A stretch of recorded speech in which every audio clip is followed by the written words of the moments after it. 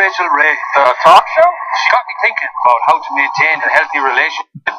You gotta work on communication, love yourself, and take responsibility. Maybe people like him hanging out with the people I work with. Me? Yeah. I mean, if you were kids, would you want them hanging out with people like you?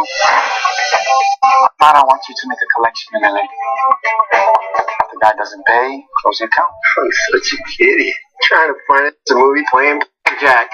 What's that? A movie? Do me a favor and scoot over that way. Why? Well, cleaning your brains off that bookcase is going to be a hassle. You got paper towels? That's the real question. There's no like show. If I change my job, she might take me back. How hard can it be? Best way to make a movie with cash. 5 and 10s. Easier to spend. There's no way we can make this film. Open this.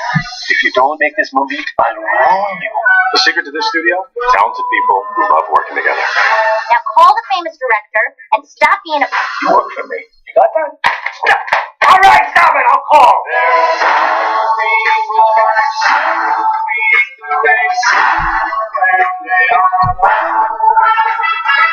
This is how you do business? You're not my people. No. We decide how to work together. Cut your legs. See? We can work it out. I like John Stamos. Could he be in this? What?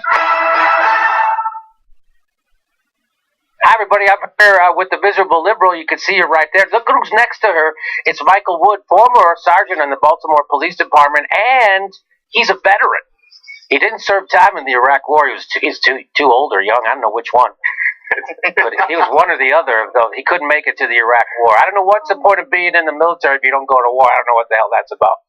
Anyway, hi, Michael. How are you? Hi, Jimmy. I'm very happy to be here. And the reason that I am here, as we were discussing a little bit earlier, since you don't know, and I don't know, surprise to you as well, is like, I think that you are a critical niche, or at least element, of that these policing discussions have even taken place. Oh, really? And that other people hear these things, and these ideas are starting to proliferate around the country. And your audience, and especially now that we kind of are getting the more progressive wing over on this side, this audience, if you guys are the ones that have done this, the listeners of this show are the ones that are really still being progressive and pushing the issues forward.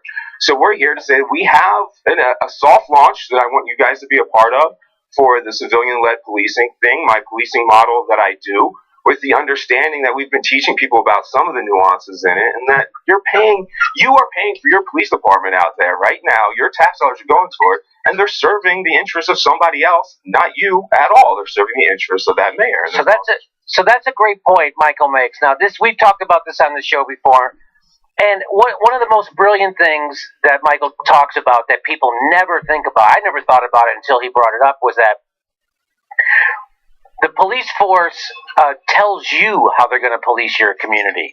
And what Michael's trying to push is that the police should ask the community how they want to be policed, right? Isn't that part of it? Exactly. I mean, I think that's absolutely critically fundamental, because that's the system you think you're in. Right. So they tell you you're in this system where you have a sampling of politicians who represent your interests, and they're going to go in there and they're going to make that police department do what you want them to do. But the reality is that an outcome comes out of the system that you care about, and it's not the input that's being put in from those politicians.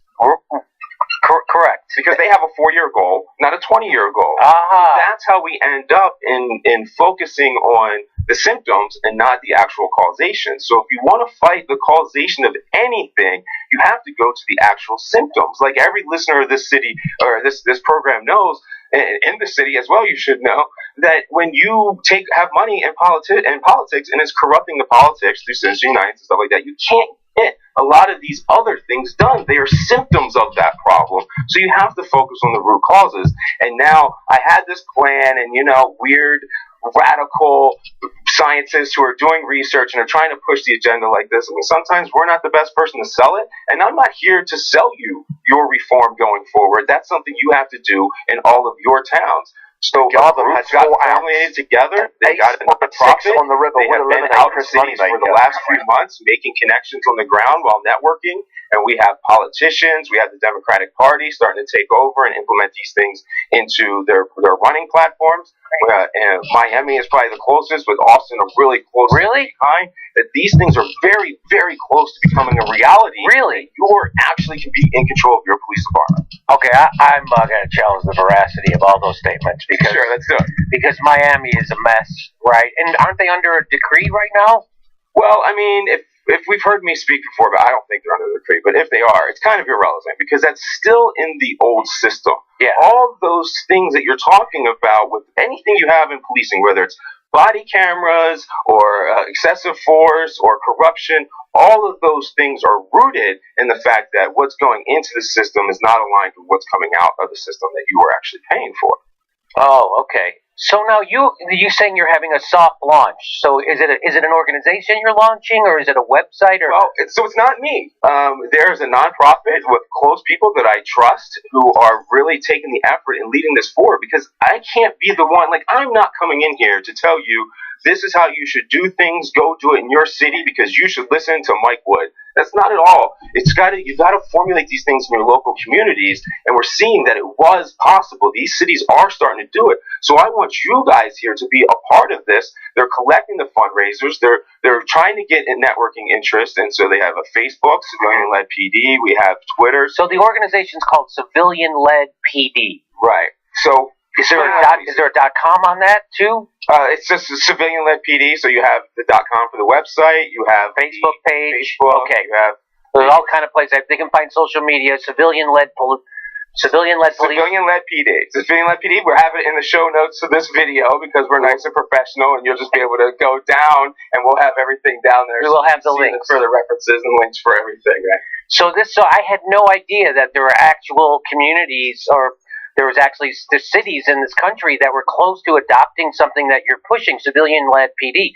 That really, Miami, Austin, they're really looking into this? This is going to be on the platforms this election cycle coming up for mayors and for senators to push these things to because we have multiple approaches. So that's why we need people to contact and get in. Whatever city you may have that needs to come in and fix it, it could be that you need to go through legislation. You may need to do a referendum. You may need a radical mayor. You may need a senator to push it. We don't know the tactic until you look into your individual town. Okay, so let's say I live in Pasadena and I want to affect change with my police department. Does this also give me the steps to be able to do that?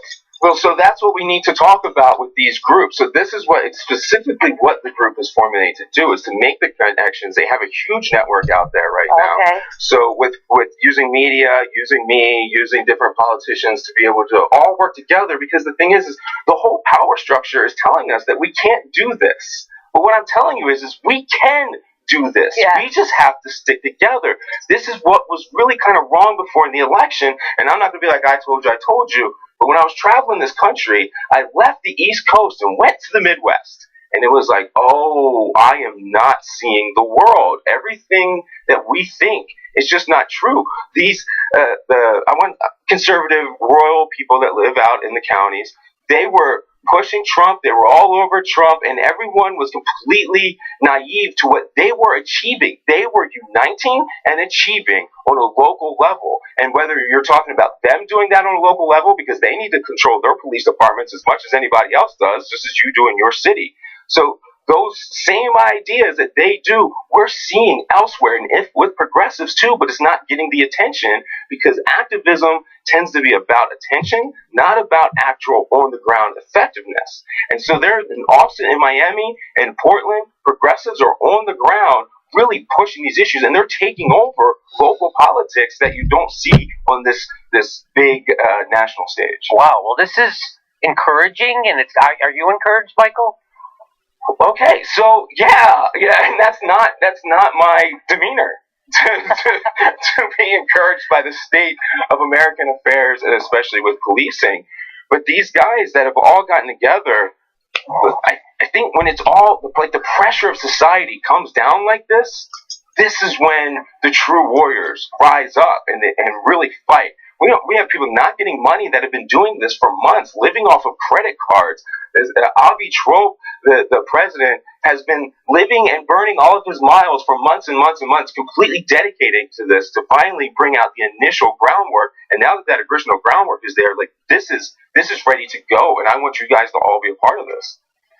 Wow. So what can someone, like, besides me giving you a platform to tell people about it, what can people do? How can they help? Right now, this is what we need to do, is focus on this issue. So all we need is to Carriage reach out Doctor is now up to date. CivilianLed PD right now, whichever way you do it. The website's going to be the best way to do it, because we'll have a sign up there, and we just want you to sign up. Give us where you are, what your interest is, and we'll start making the network connections to figure out how to get it done in your town. We have a legal team. We just need these things funded. Everybody's ready to go to attack those specific issues. So sign up, follow, everything's going to be there, and these guys are really going to pull this off as long as they have the support and realize we can stay together and do this. Well, it seems like it's a potential solution to an ongoing problem. Like whenever people bring up police brutality, and one of the things people love to say, well, not all cops are bad. And the thing I always say to that, especially as a reason, well, that's a straw man. That goes without saying. When you address police brutality, you're talking about a systematic problem. There's a problem in the way things are recruited, in the way police are trained, in the issue of PTSD. The list goes on and on and on. That's a systematic problem. Something like this would be a community grassroots solution, and if it's spread, it could be a nationwide solution. Right, you would agree with what Ron said, that it's a systemic problem, and when people say that all cops aren't bad, that's a straw man. Yeah, I mean, it's completely, it's almost irrelevant. It's almost like saying all postmen are bad. And it's like, no, postmen would only be bad if we incentivize them to deliver mail to the wrong address, or if we incentivize them to not deliver your mail at all. So that's essentially what policing is there is the head of the policing post office, and you're asking them to deliver mail to your house. They're delivering it a mail to some other place's house. You're like, hey, I paid for you to deliver mail to my house. And they're like, no, like, seriously, if we deliver it to the other house, it'd be so much better for you. I promise. So are you saying that cops in general from coast to coast are incentivized to be more brutal than they need to be, to shoot quicker than they have to, and generally see the citizen as someone who needs to be policed instead of a citizen who needs to be served? Well, I mean, of course, because not only are they incentivized to do that.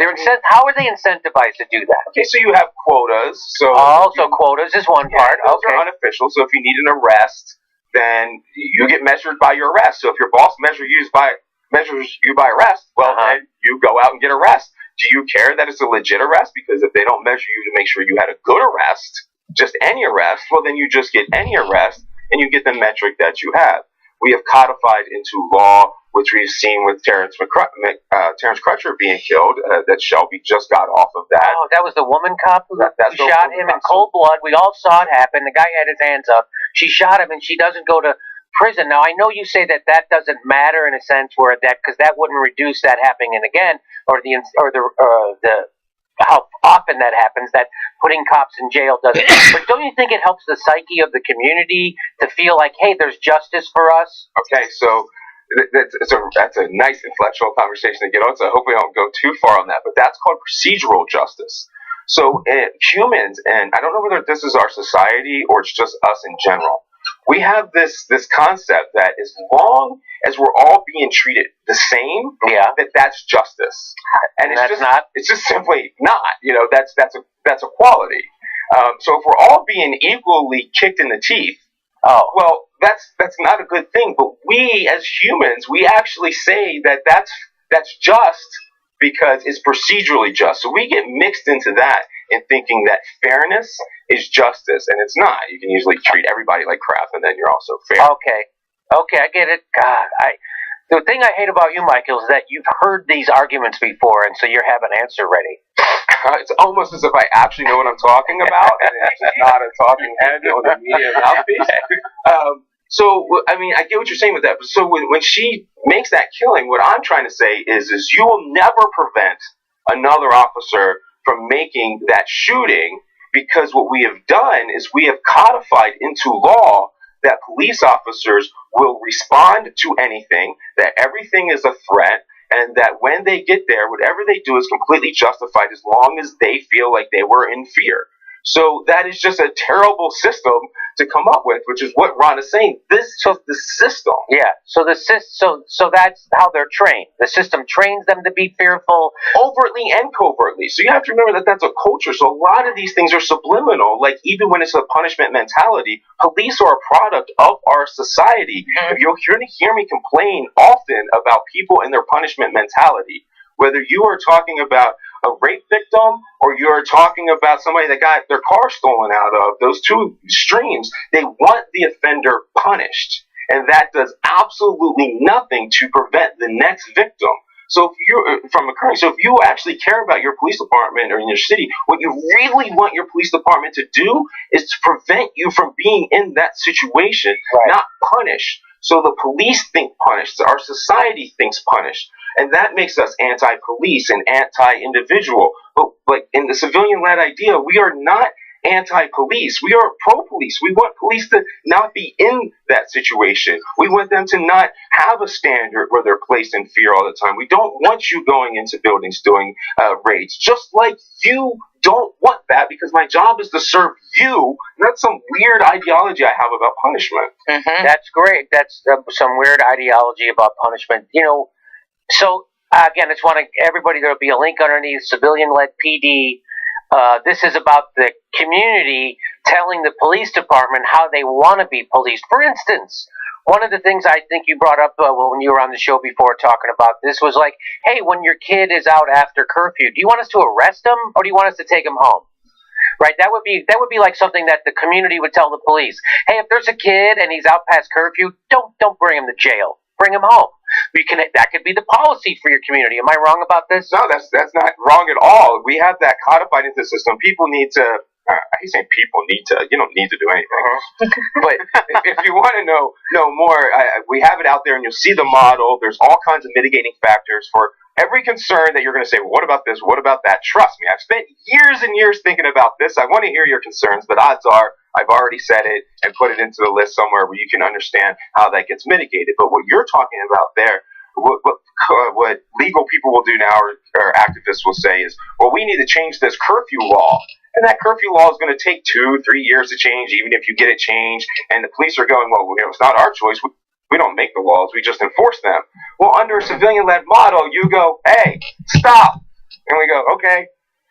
And that's about as far as it goes. It actually needs to be your police department. As we discussed before about the mercenary things, the politicians, whether they want to or not, they are incentivized to treat their police department like a personal army, like Bloomberg said he was. Bloomberg, what did he say? What was his quote, Michael? He had the seventh largest army in the world. That Mayor Bloomberg, when he was mayor, a billionaire in charge of New York City, said he had the largest private army in the world. Private army, that's what he said. Son of a bitch. He's right. And he was right. Yeah, he's totally right. Because they need to achieve 4 to 8 year goals. And you can lower crime in those short windows by being an oppressor. Yeah. So they're incentivized to be an oppressor. But our system of oppression going into the correctional system is not rehabilitation, it's punitive. Again, because we love to punish. So when we put them into a punitive system, they come out more likely to commit that robbery that you wanted me to stop them from doing. And so here's one more thing I want people to understand. That we decided to make poverty a criminal offense in the United States. And so we over-police poor people in the United States. That's a systemic problem. That's on purpose. That's not accidental. And so in 1980, we had 300,000 people in prison in the United States. Do you know how many people we have in prison now? Because we went on this war on drugs, which is really a war on poor people. And it's a war on the underclass. It's a war on black people. It's a war on Mexican people. And so, you know what we've done? What we did to America? We took people who weren't criminals and we criminalized them because they're poor and they can't afford good lawyers, and we over-police their neighborhood, and we arrest them at higher rates than rich people for the same crimes, and they get sentenced for much longer sentences than rich people for the same crimes. We've gone from 300,000 people in prison in the United States to over 2 million people right now in prison in the United States. That's a sevenfold since Jimmy Carter left office to right now. And who are those people? Those are poor black and brown people. Guess why they're in there. They're in there because politicians can get elected by putting poor black and brown people in prison and saying they're the problem. And we have the private prison system in America, so people make money off. The more people go to jail. That's what Jeff Sessions is doing right now. When Jeff Sessions is instructing local municipalities and local police departments to overly enforce low-level drug crimes, that is a gift to the private prison industry. That's how effed up our whole system is. Correct, Michael? Absolutely. I'm so proud of. I'm sitting back here just listening to you talk, kind of with a grin on my face of a little bit of pride. You know, this is what I'm talking about. When you see the system, it all starts to come together. And you've seen the system. You know policing in this country better than 99% of this country. I promise you, you know it better than most police chiefs do because you're seeing the system. And everybody out there, see the system. We know how it works, and we know how to fight it. We can fight this. We can do this all together if we stop believing their damn lies that we can't do this. All right. Well, Michael, I appreciate you coming on and talking about this. I'd like to tell this story about how the system corrupts people. There was a guy in my high school who was he had the highest college entrance exams in the school. And in the West Coast, they take the SAT test. In the Midwest, we take the ACT test. This kid had off the scale. I was friends with him. I didn't see him after high school. We went to different colleges, so I didn't see him afterwards. I did bump into him after college. Guess what he's doing? He's a cop. He was a cop in Chicago. By the way, Facebook is how I bumped into him. And fucking racist. Unbelievable. So that's what happens when you take the smartest kid with the highest college entrance exams and you put him in a system like the Chicago PD and he hangs around those people in that system. In about 10 to 15 years, he becomes a full-blown hardcore racist. And now he's in the FBI. So this is who's policing you in America, just so you know. And why did that guy become a cop if he had the highest test scores? Because he got bullied as a kid. Now, I don't know why Michael became a cop, but it's not a good reason.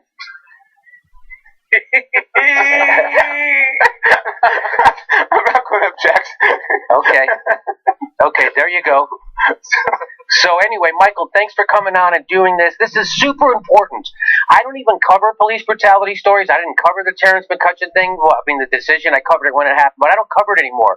Why? It bothers me too much because nothing's changing. But Michael's bringing us good news because it turns out stuff is starting to change, and there's a good organization, and he's part of it, and he's helping out. What's the name of the organization? CivilianLed PD.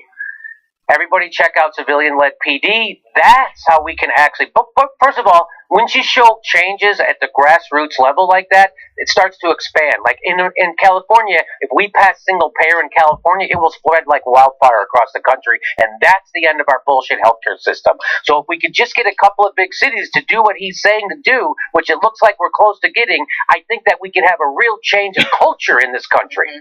And maybe we could get some of those people out of prison, and instead of, and then maybe Hillary Clinton could get those votes, because when you're a felon, you can't vote. And she had a big hand in putting all those people in prison because of the crime bill. And then she lost Michigan and was like, oh my God, you can't believe it, right? Because my order's going to come up. So, I think we got to get on board. Michael, thanks for being our guest. Do you want anything else to say? You have a closing? I just want people to understand that, like, that friend that you're talking about, when we change the system, we can save them too. Those are other people we can save by changing the incentives of this entire system. And whatever your lane is, we need your help to do these things. If you're good at media, that's fine. If you can teach people to write, that's great. Grant writing, or if you only have money, trust me, we need money probably more than anything else. These guys are out there pounding, and if you just, it's hard to not just be a Twitter activist, but if that's all you can do is give us money, that's fine. We need that. We have to be able to go out there and have resources to do this for you. We're ready to do the fight. Yeah, we just need your help. Check them out.